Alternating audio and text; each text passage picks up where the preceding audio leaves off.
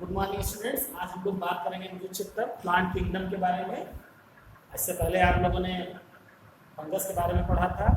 Fungus के बारे में आप लोग समझ गए होंगे। उसमें हमने बताया था कि क्लासिफिकेशन में 4 टाइप के, उसमें हमने बताया था कि सेक्सुअल रिप्रोडक्शन के बेसिस पे या सेक्सुअल कैरेक्टर्स के बेसिस पे हम लोगों ने बताया था उसके 4 टाइप। तो नेक्स्ट हम यहाँ बात करते हैं प्लांट किंगडम के बारे में। नेक्स्ट चैप्टर है आपका। यहाँ पर हम लोग सबसे पहले क्लासिफिकेशन के बारे में थोड़ा सा बात करते हैं कि क्लासिफिकेशन कैसे हम लोग एक्सप्लेन करेंगे। तो क्लासिफिकेशन का मतलब किसी भी बहुत सारे हमारे एनवायरनमेंट में प्लांट्स हैं, एनिमल हैं, उनको कैसे हम एक सिस्टमेटिक वे में स्टडी करेंगे।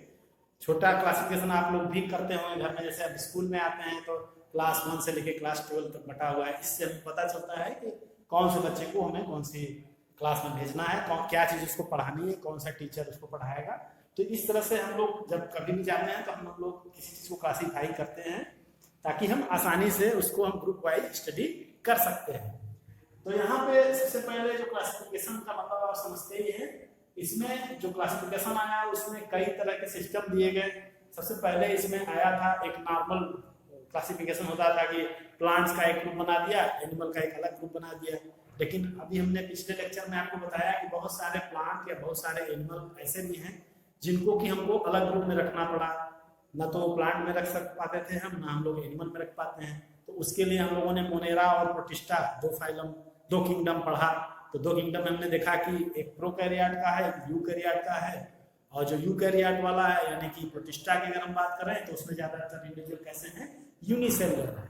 ठीक है, सिंगल सेल वाले इंडिविजुअल थे तो उनको हम लोगों ने एक अलग ग्रुप बना दिया, प्रोटिस्टा से। तो इस तरह से अब जो नेक्स्ट हमारा एक ग्रुप आया उसमें फंजाई ग्रुप आया। फंजाई में हमने देखा कि जो सेप्रोफिटिक थे और कुछ उनका जो या तो वो पैरासिटिक थे या फिर हेट्रोट्रॉपिक थे, उनमें फोटोसिंथेसिस नहीं था, क्लोरोफिल वाला नहीं था, ना वो प्लांट से मैच कर रहे थे ना वो एनिमल से मैच कर रहे थे। वो एक अलग ग्रुप था जिसको कि हम लोगों ने फंगस ग्रुप में रखा। सैक्रोफिटिक कैरेक्टर था, डेड एंड डिकेइंग ऑर्गेनिज्म के ऊपर वो सर्वाइव करते हैं, अपना न्यूट्रिशन लेते हैं। तो इस वजह से उनको एक अलग किंगडम में रखा गया। अब जो हमारा यह किंगडम है ये प्लांट किंगडम है। प्लांट किंगडम के बारे में हम लोग पढ़ेंगे। तो प्लांट किंगडम के बारे में पढ़ने से पहले थोड़ा सा हम क्लासिफिकेशन के बारे में समझ लेते हैं। क्लासिफिकेशन में आप सुने होंगे नेचुरल सिस्टम होता है, उसके अलावा आर्टिफिशियल होता है, और भी एक दो टर्म है इसमें। तो थोड़ा सा हम डिस्क्रिप्शन में जाते हैं। सबसे पहले हम लोग बात करेंगे आर्टिफिशियल सिस्टम ऑफ क्लासिफिकेशन क्या चीज है।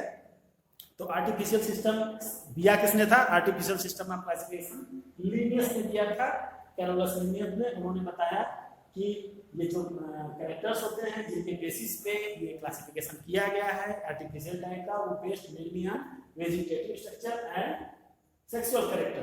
तो सेक्सुअल कैरेक्टर्स और वेजिटेटिव कैरेक्टर, वेजिटेटिव का मतलब जो बाहर से हमें दिखता है, उनका मार्फोलॉजिकल स्ट्रक्चर है, हैबिटेट है, किस तरह के एनवायरनमेंट में रहना, कैसा उनका स्ट्रक्चर है, उसके बेसिस पे उन्होंने जो क्लासिफिकेशन किया उसको हम लोग बोलते हैं artificial system of classification. Carolus Linnaeus ने इसको प्रपोज किया था, उन्होंने डिसाइड किया था।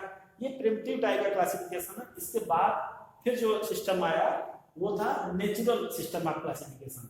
तो नेचुरल सिस्टम ऑफ क्लासिफिकेशन किसने दिया था? 2 साइंटिस्ट थे, बेंथम एंड हुकर। इन 2 लोगों ने इस प्रिंसिपल को प्रपोज किया था। ये जो नेचुरल सिस्टम ऑफ क्लासिफिकेशन है ये नेचुरल एफिनिटीज पे, नेचुरल कैरेक्टर्स पे डिपेंड करता है। नेचुरल कैरेक्टर्स का मतलब उसमें एक्सटर्नल कैरेक्टर भी हम लेंगे, वेजिटेटिव स्ट्रक्चर जो कि देखते हैं, इसके साथ साथ इंटरनल फीचर भी लेंगे। इंटरनल फीचर का मतलब anatomy, ultra structure, embryology and phytochemistry, यानी और भी बहुत सारी चीजें हम इंटरनल में इसमें जैसे ट्रांसफर सेक्शन काट के देखते हैं, एनाटॉमी हो गई, कैसे उनका डेवलपमेंट होता है, अल्ट्रा स्ट्रक्चर और भी कैसा उनका न्यूक्लियस है, कैसा क्लोरोप्लास्ट है, इस सब बेसिस पे इन्होंने क्लासिफिकेशन किया। तो इस तरह का जो क्लासिफिकेशन होता है जिसमें सारे कैरेक्टर्स हम लेके चलते हैं उसको हम लोग बोलते हैं natural system of classification proposed by Bentham and Hooker. अब थर्ड में आते हैं जिनको हम लोग बोलते हैं फाइलोजेनेटिक सिस्टम ऑफ क्लासिफिकेशन। इसमें क्या चीज होता है, नाम से ही क्लियर है। फाइलोजेनेटिक, कैसे किसी चीज का जनरेशन हुआ।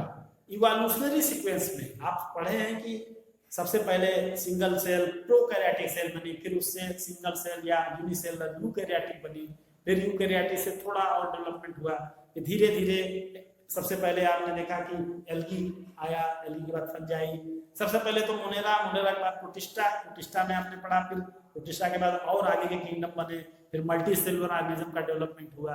इस तरह से इवोल्यूशनरी सीक्वेंस में धीरे धीरे डेवलपमेंट होता गया। तो यहाँ पे क्या चीज है, जो फाइलोजेनेटिक सिस्टम ऑफ क्लासिफिकेशन होता है उसमें हम लोग देखते हैं evolutionary relationship between various organism of, ठीक है, आप प्लांट और किंगडम कोई भी हम ले सकते हैं इसमें। तो अगर कोई भी इंडिविजुअल है, अगर वो सेम टेक्सा में है, सेम क्लास में है, सेम ऑर्डर में है, सेम जीनस में है, तो उनके अंदर उनके जो एंसेस्टर होंगे वो कॉमन होंगे, वो और ज्यादा क्लोज होंगे। जैसे हम लोग एग्जांपल के लिए लेते हैं कि हम लोग ये मानते हैं कि हमारे जो पूर्वज थे वो कौन थे, गोरिल्ला, चिंपैंजी या फिर बंदर थे, इस तरह से कहा जाता है। तो क्यों कहा जाता है, क्योंकि उनके और हमारे फीचर काफी ज्यादा क्लोज हैं, काफी ज्यादा मिलते जुलते हैं। तो ये एक तरह का फाइलोजेनेटिक सिस्टम ऑफ क्लासिफिकेशन है, जो कि इवोल्यूशनरी रिलेशनशिप बिटवीन दिखाता है कि इवोल्यूशनरी रिलेशनशिप हमारा क्या है। जैसे मंकी में और ह्यूमन में काफी चीजें सेम है, इसका मतलब क्या है कि मंकी का जिससे डेवलपमेंट हुआ उसी से हमारा भी डेवलपमेंट हुआ, या गोरिल्ला, चिंपैंजी जो है वो हमारे से मिलते जुलते फीचर्स हैं उनके अंदर, यानी उनका जिससे डेवलपमेंट हुआ उसी स्ट्रीम में हमारा भी डेवलपमेंट है, या तो उन्हीं से हुआ या तो उनका जिससे डेवलपमेंट हुआ उनसे हमारा डेवलपमेंट हुआ। इस तरह से हम देखते हैं कि जो ये सीक्वेंस है, ये सिस्टम जो है वो फाइलोजेनेटिक का मतलब इवोल्यूशनरी रिलेशनशिप क्या है। दो इंडिविजुअल हमने देखा और देखेंगे कि इन दोनों में कॉमन एंसेस्टर कौन सा है। इस तरह से अगर हम ऊपर वाले क्लास में जाते हैं तो हम ये समझ जाएंगे कि हमारा और उनका एंसेस्टर सेम होगा। जैसे एक एग्जांपल आप और ले सकते हैं कि मान लीजिए कि पूरा कार्डेटा फाइलम है, तो उसका डेवलपमेंट, अगर कार्डेटा के सारे सिम्टम एक जैसे हैं तो सारे कार्डेट्स का डेवलपमेंट किसी एक एंसेस्टर से हुआ होगा, बाद में इनमें डिवीजन होता चला गया। तो इसी तरह मैमल्स की हम बात करें तो मैमल्स में, सारे मैमल्स में एक ही फीचर होते हैं, कुछ खास फीचर होते हैं, वो सभी मैमल्स में होते हैं। इसका मतलब मैमल्स का एक कॉमन एंसेस्टर रहा होगा, ठीक है। तो इस तरह से हम एक फाइलोजेनेटिक रिलेशनशिप देख सकते हैं।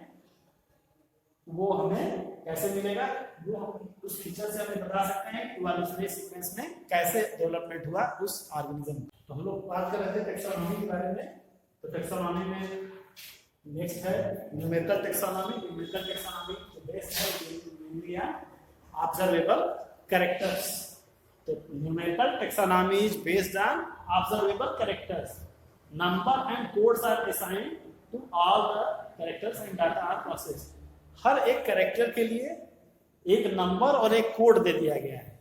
तो इससे फायदा क्या है कि कंप्यूटर के हेल्प से हम सारे डाटा को प्रोसेस कर लेंगे, तो सेम टाइम में हम क्या कर सकते हैं, सभी कैरेक्टर्स को सेम इंपॉर्टेंस दे सकते हैं। यानी जैसे कि बहुत सारे कैरेक्टर्स हैं, बहुत सारे डाटा है हमारे पास, उसको हम लोगों ने कंप्यूटर से एक सिस्टमेटिक वे में कर लिया, एक नंबर दे दिया उनको, एक कोड दे दिया।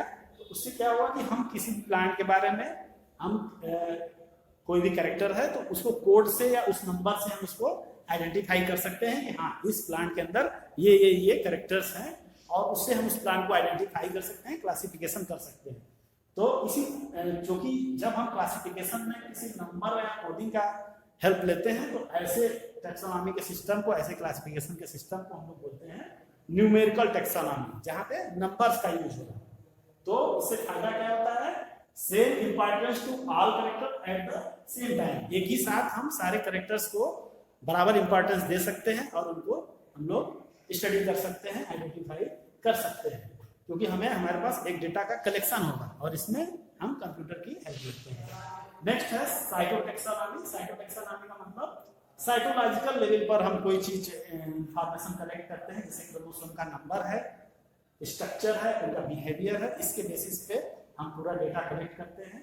उसके बाद है कीमोटेक्सोनॉमी। कीमोटेक्सोनॉमी का मतलब जो केमिकल कॉन्स्टिट्यूएंट्स ऑफ प्लांट्स, जो प्लांट्स के अंदर केमिकल कॉन्स्टिट्यूएंट्स होते हैं, एल्किलाइड होते हैं या कोई भी इकोनॉमिकल प्रोडक्ट है, उसके बेसिस पे हम उसको क्लासिफाई कर लेते हैं। ये भी काफी इंपॉर्टेंस होता है जब हम किसी भी प्लांट्स को इकोनॉमिकली स्टडी करते हैं, इकोनॉमिकल उसका क्या यूज है, तो हम इस तरह से भी कौन कौन से प्लांट किस कैटेगरी में डिवाइड कर सकते हैं। ये कोई प्लांट है उसमें फलाना एल्किलाइड मिलने वाले ये प्लांट हो गए, फलाना मेडिसिन वाले ये प्लांट होगा।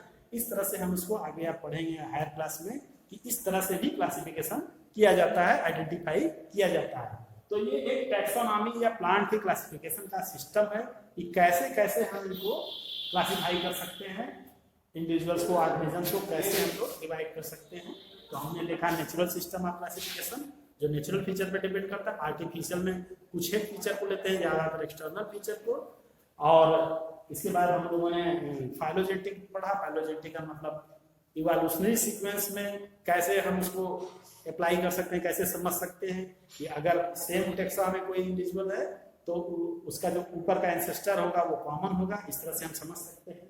इसके बाद न्यूमेरिकल में जो जितने भी उनमें कैरेक्टर्स हैं उनको हम एक पर्टिकुलर नंबर और कोड देते हैं, तो हम एक साथ ज़्यादा डेटा कलेक्ट कर सकते हैं, ज़्यादा चीज़ों की स्टडी कर सकते हैं और क्लियर स्टडी कर सकते हैं। इसके साथ टाइपोटेक्सोनॉमी में साइकोलॉजिकल क्या फीचर्स हैं उसके बेसिस पे हम क्लासिफिकेशन कर सकते हैं।